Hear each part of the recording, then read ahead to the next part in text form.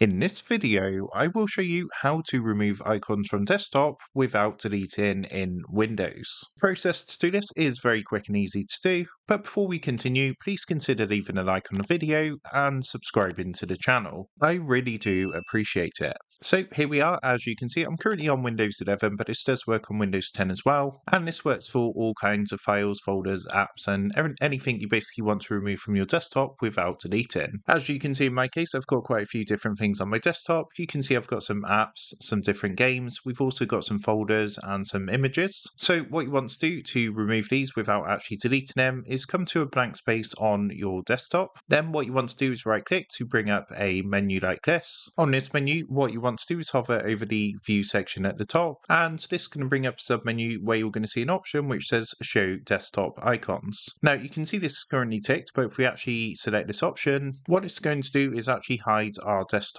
icons. So they're not actually deleted, they're still there, they're just literally hidden, so it's not cluttering up your desktop. And if you want to unhide them, all you need to do is again right click anywhere on your desktop, hover over view, and again select the option to show desktop icons. As you can see, they're going to be placed back onto our desktop. So that is how to remove icons from desktop without deleting in Windows. With that being said, I hope this quick tutorial did help you out today, and if this did help you out, I would really appreciate it if you was to consider dropping down below the video, leaving a like, and also subscribing to the channel. With that being said, I just want to take a minute to thank you guys for watching this quick tutorial, and I will see you in the next video.